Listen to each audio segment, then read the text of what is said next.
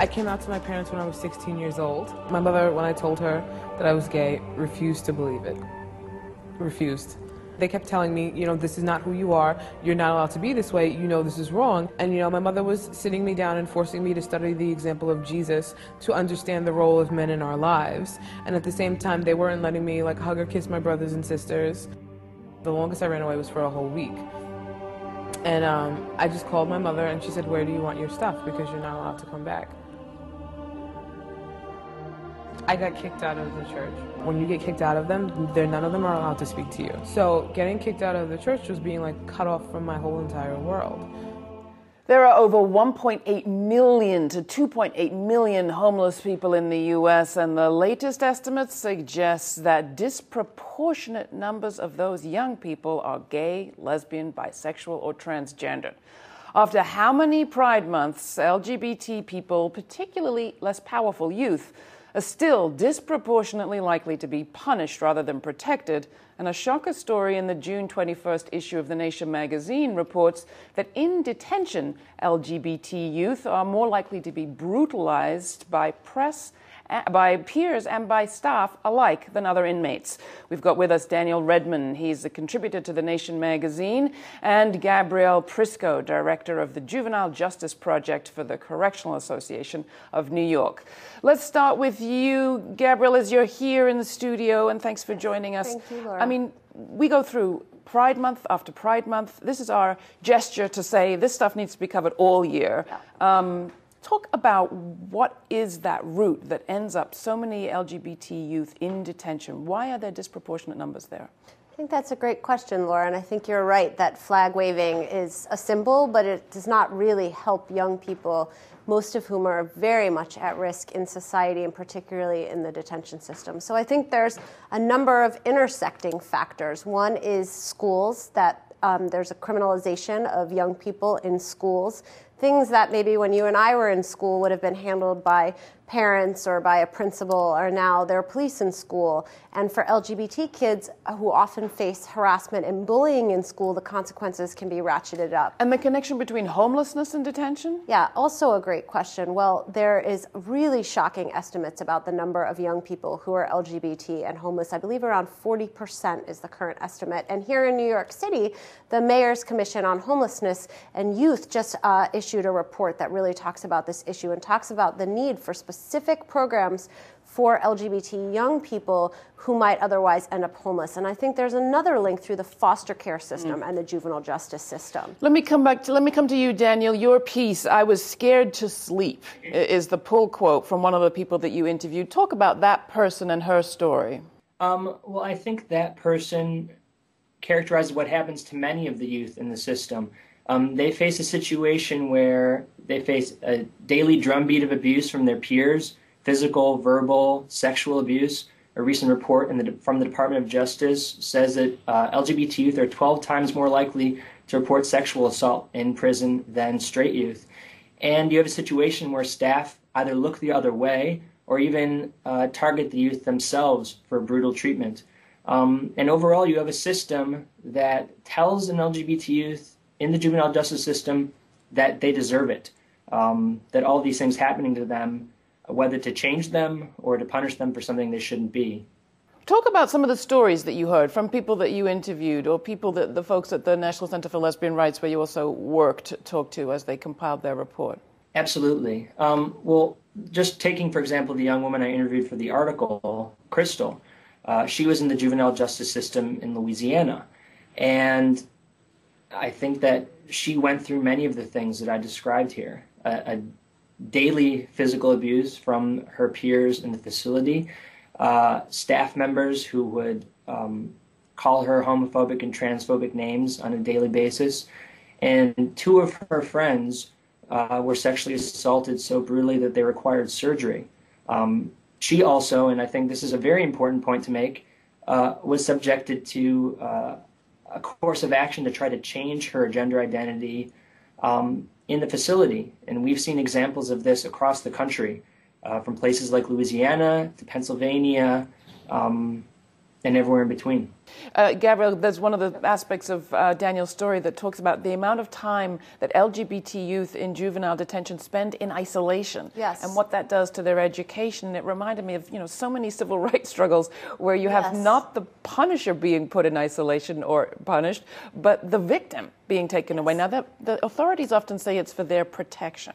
I think that, and I thought Daniel did a great job articulating that in the piece, and I think you raise an important point, which is that it mirrors a lot of struggles where, we often hear a lot, it's almost like Orwellian doublespeak. You hear, we have to send kids away for their own protection.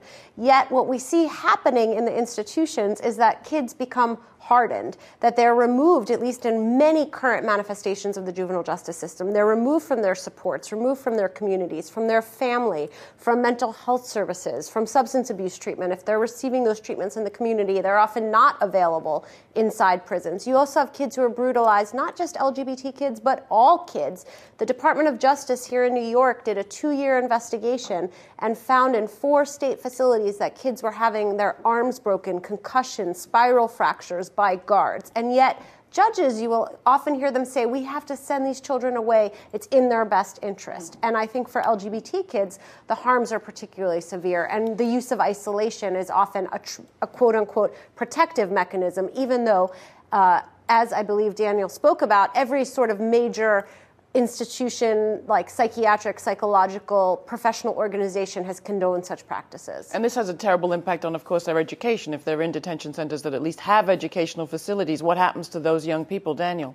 There's an example of this. There was a case in California of a young man who petitioned to be moved to a different facility or even to be released from his facility because he was put in isolation so many times over such a long period of time that even at 20 years old, he wasn't halfway to finishing his high school education. So I think that the deprivation of educational opportunities is very serious for youth who are put in isolation. And just to add, even with everything that Crystal endured in her facility, when she was put in isolation, she was put in isolation for a month at one point, and it was so bad that she preferred to take the risk of being in the general population. Let's play a clip as we turn to talk about how things can change. Yes. One counselor can make a difference. Here's a story from the series Breaking the Silence. Take a look. I want new social workers to see my story. I want people in social work school to see it. As a young girl, I was often called a tomboy and told that I'd grow out of it. When I was made to wear dresses, I'd throw a fit. They told me I learned to like them. Years later, I still hated them and I still hadn't grown out of it. My therapist, foster parents, and social worker all rewarded me for acting feminine. But that's all it ever was, acting. One day I was fed up with being called things I didn't even understand. A girl in my class called me a lesbo, and I lost it. I snapped. I don't even remember what happened, or what I did. But it didn't matter. I still wound up in the backseat of a cop car in handcuffs. I landed in juvenile hall. No one cared or bothered to ask why I lashed out. I was considered a danger to society, facing time in California Youth Authority prison for kids. While in juvie, I was assigned a new social worker. She took the time to listen to me and didn't judge me based on my looks or what was written in my file. That social worker made a lot of difference in Kevin's case. Gabrielle, coming to you, you work with the Corrections Association Yes. here in New York. Your average correctional facility staff person, how much information do they have? How educated are they about the population they're dealing with? Yeah, that's a great question, Laura. In New York State, we are lucky that the Office of Children and Family Services, which runs the youth prison system, has recently issued a guideline to protect LGBT young people, policy and guideline that my organization, the Correctional Association of New York, and other advocates were really instrumental in drafting and implementing. So although a lot remains to be done, New York State is actually a model for the country of having a policy specifically that is given to staff as well as to young people. But it requires more than policy. There's some interesting Absolutely. programs in Missouri that you've talked about. Yes, well, the Missouri model is an interesting model and very different from that in New York and throughout the country, and that it's a small facility. They are used small facilities. I believe it's no more than 48 beds per sort of unit, and they're home-like settings where young people are allowed to wear their own clothes. They have at least 6 hours of educational training a day, and aftercare planning begins at admission. And children, for example, are allowed to go home. And I just want to give a contrast. I was visiting a New York facility, I don't remember which one, and I was told that the young people could have no more than 6 photos of their family. And I asked the guard, why is that? And they said, well, you know, it's storage. And I believe he might have said something about security, but we can't store children's photos. They come in and out of here. And I just thought, you don't allow a child pictures of their family. Daniel, how do we get to a situation where even a home-style correctional facility doesn't emulate or doesn't mimic the home lives of some of the people like the person at the top of our show today? Well, I mean, I think the 3 key things that we need in the system in order to make any type of juvenile justice system, making sure that the policies are in place from the top down, saying LGBT youth must be treated with respect and dignity, and regardless of what staff members may think of gay or trans youth. So that's key. Training for staff members so that they understand the context that these youth are coming from. Daniel, back to you. Your recommendations based on what you've studied. We need formal top-down policies mandating respect and dignity for LGBT youth. We need trainings telling staff members how to properly care for LGBT youth and so they understand the context they're coming from. And we need to end the mass incarceration of youth in this country. We incarcerate more people than China or Russia. Daniel Redmond's article can be found in the June 21st issue of The Nation magazine. We'll put a link at our website. Gabrielle Prisco, thanks for coming in as well. Thank you. It's an honor to be here. Thank you both. There's more coming up. Stay tuned.